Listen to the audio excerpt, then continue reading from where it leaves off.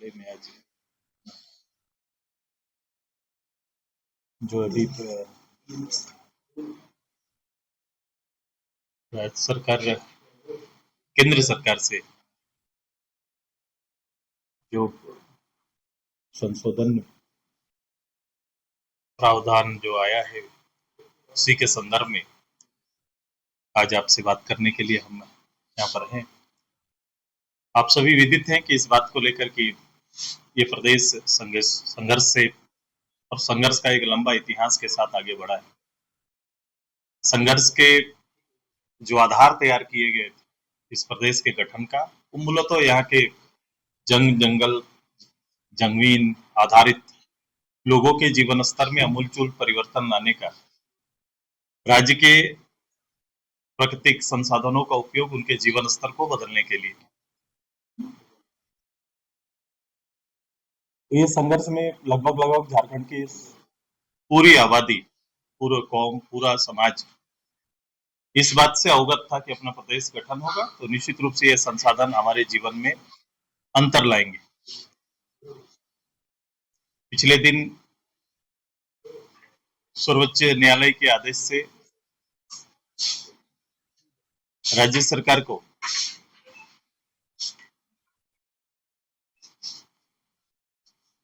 Cess लगाने का अधिकार प्राप्त हुआ कि राज्य सरकारें अपने राज्य के हितों की सुरक्षा के लिए ऐसा कर सकती। उसी पर केंद्र सरकार ने एमएमडीआर अधिनियम के तहत संशोधन लाया है कि अब चूंकि जिस समय सर्वोच्च न्यायालय ने ये प्रावधान राज्य सरकार को दिया था, उस समय उन्होंने कहा था राज्य सरकार, केंद्र सरकार चाहे तो बिल ला सकती। केंद्र सरकार ने बिल के रूप में लाया और सर्वोच्च न्यायालय से जो राज्य सरकार के जो अधिकार मिले उसके तहत राज्य सरकार मिनरल लैंड सेस लगा सकती है। अब ये स्वतंत्र रूप से नहीं लगा सकेगी। जो उच्च न्यायालय का था आदेश, उसके तहत ये लगा सकती है सेस, लेकिन अब इस प्रावधानों के बाद राज्य सरकार सीधे तौर पर सेस लगा नहीं सकती। लेकिन उसी के अधिनियम धारा 9D का प्रावधान है कि जिस पर हमने कल केंद्रीय मंत्री को आग्रह किया है कि भारत सरकार से हमने आग्रह किया कि 9D के तहत भारत सरकार से अनुरोध है कि सिर्फ खनिज क्षेत्रों में रह रहे लोगों के लिए राशि का विशेष योजनाओं चलाने का शर्त के साथ राज्य सरकार को अनुमति प्रदान करें। ये हमने केंद्र सरकार के मंत्री जी से आग्रह किया है। ऐसा प्रावधान है कि शर्तों के साथ राज्य सरकारों को ये अधिकार दिया जा सकता है।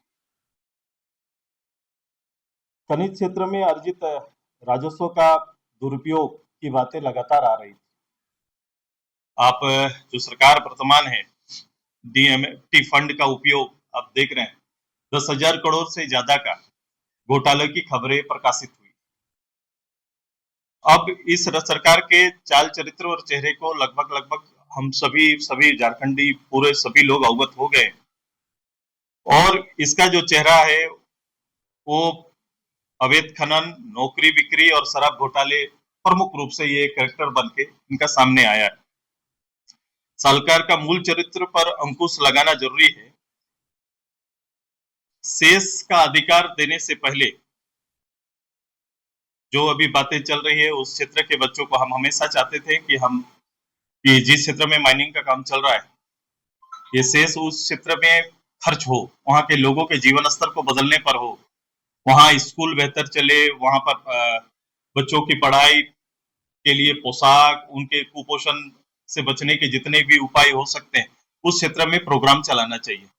हेल्थ के अच्छे सेंटर खोले जाएं, रोजगार सृजन के आधार तैयार किए जाएं, बेस्ट ट्रेनिंग सिस्टम वहां पर आए, ये उस प्रभावित क्षेत्र में होना चाहिए।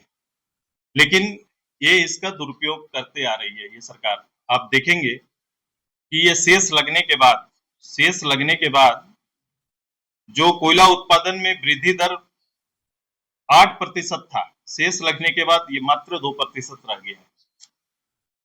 मतलब वो चाहते हैं कि ये जो कोयला का जो शेष या उत्पादन उत्पादन जो है उत्पादन कम हो, अवैध बाजार तैयार हो और अवैध रूप से जो आरोप सरकार के खिलाफ था कि आरोप कि अवैध रूप से क्षेत्र का माइनिंग करके अपने शासन और पुलिस के साथ मिलकर अवैध कमाई का जो तरीका अपनाया था उस पर कहीं ना कहीं ये एक प्रतिबंध लगा है, जिससे झारखंड मुक्ति मोर्चा तिल मिलाया। झारखंड मुक्ति मोर्चा का ये दावा कि इससे विकास प्रभावित हो जाएगा, तो हमें देखना पड़ेगा कि पिछले वित्तीय वर्ष को देख लीजिए। उनका जो पिछले वित्तीय वर्ष में वित्तीय वर्ष 25-26 में 25% राशि खर्च ही नहीं करता, राज्य सरकार खर्च ही नहीं कर पाई। उसमें से भी जिसमें लगभग प्रदेश की 80% जनता प्रभावित होती है, ग्रामीण विकास, तो ग्रामीण विकास की राशि का खर्च आप डाटा उनका देख लीजिए, 40% खर्च करता है। आप आदिवासी कल्याण पर 56% मात्र खर्च कर पाए। आप स्वास्थ्य विभाग का 78% खर्च हुआ है। पेयजल स्वच्छता का मात्र 56% का खर्च हुआ है। ये पिछला रिकॉर्ड है इस सरकार का। सरकार अगर ये कह रही है कि फंड की कमी हो जाएगी, तो सरकार अपने मूल बजट का लगभग 1.5 लाख करोड़ का जो बजट वो प्रावधान लेके आए थे, उसमें से 25% खर्च नहीं कर पाती है। बड़े जो कल्याणकारी डिपार्ट है, खासकर ग्रामीण विकास जैसे जिसमें 80% जनता प्रभावित होगी, उसका मात्र 40% खर्च करते हैं। पेयजल स्वच्छता में मात्र 56% खर्च करते हैं।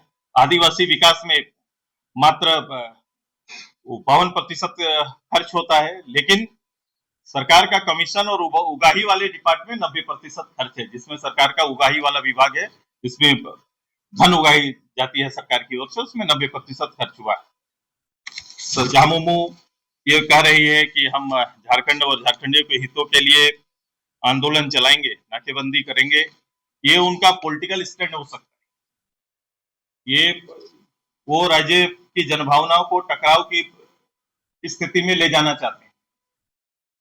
आजसू खन संपदा को लोगों के जीवन में बेहतरी के लिए झारखंड और झारखंडियों के हितों में सहयोग और संवाद की बात कर रहे हैं कि राज्य सरकार अगर ईमानदार है तो सरकार अपने तथ्यों के साथ भारत सरकार से पहल करना चाहिए। आजसू डीएमएफटी के पैटर्न पर शेष लगाने के राज्य सरकार के अधिकार और उसके उपयोग के पक्षधर है कि उस पैटर्न पर आप संसाधन का उपयोग करें। ये हमारा है कि हम अपने राज्य के संसाधन, राज्य मतलब किसी एक व्यक्ति का नहीं, राज्य का अपना जो संसाधन बना रहे, इसमें ज्यादा फंड राज्य के अधीनस्थ रहे, हम ज्यादा लोगों के हित के कल्याणकारी योजना चला सके। लेकिन इस सरकार के साथ जो डाउट है, हमने उसको क्लियर किया है और इसी आधारित हमने कल भारत सरकार के आदरणीय खान मंत्री जी को एक चिट्ठी भी लिखा है और मैं बहुत जल्द उनसे मिलके इन शर्तों के साथ राज्य के लिए हम चाहेंगे कि वो शेष का रास्ता खोले जो 9D में आधारित है।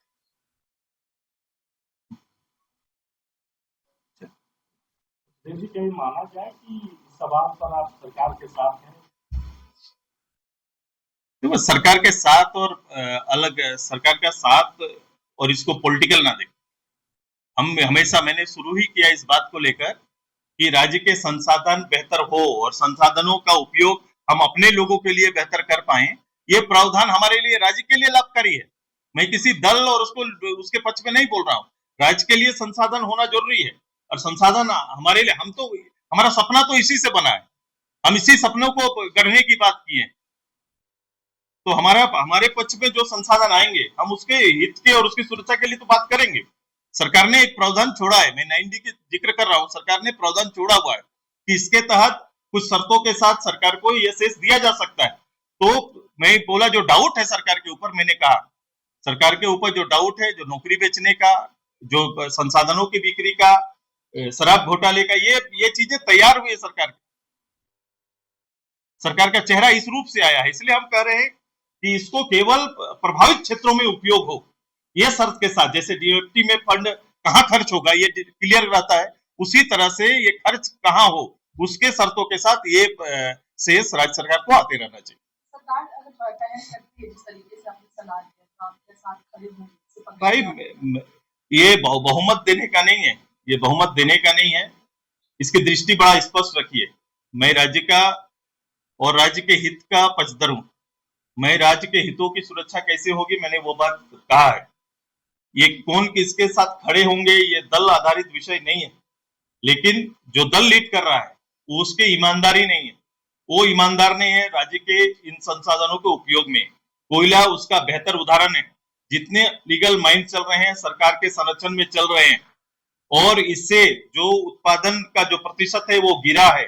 उत्पादन प्रतिशत जो 8% था वो गिर के 2% आया है, मैं ये कह रहा हूं। और इससे जो आपूर्ति नहीं हो रही है, इससे जब आपूर्ति कोयला का जो उत्पादन के आधार पर वो आपूर्ति नहीं हो पा रही है जो औद्योगिक इकाई को, तो कहीं ना कहीं इसी पर सरकार खेल रही है, इसी को अनलीगल जो तरीके से वो काम कर रही है उस पे। भाजपा ये कह रही है कि इसका कोई नुकसान नहीं होगा जो मिला है लागू कर रही है। भाई मैं तर्कों के साथ रखा, नुकसान कहा।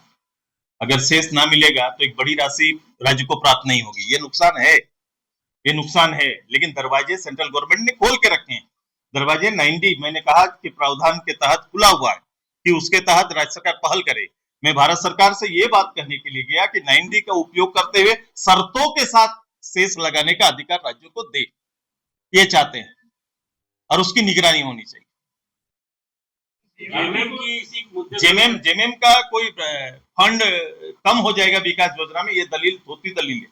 मैया योजना से जोड़ रहे हैं, मैया योजना बंद हो जाएगा। मैं कह रहा हूं किसी योजना वो अपनी योजना जो खर्च नहीं कर पा रहे, जो योजना हेठ है जो उन्होंने तय किया उसको खर्च नहीं कर पा रहे, वो बेबुनियाद बातें कर रहे हैं।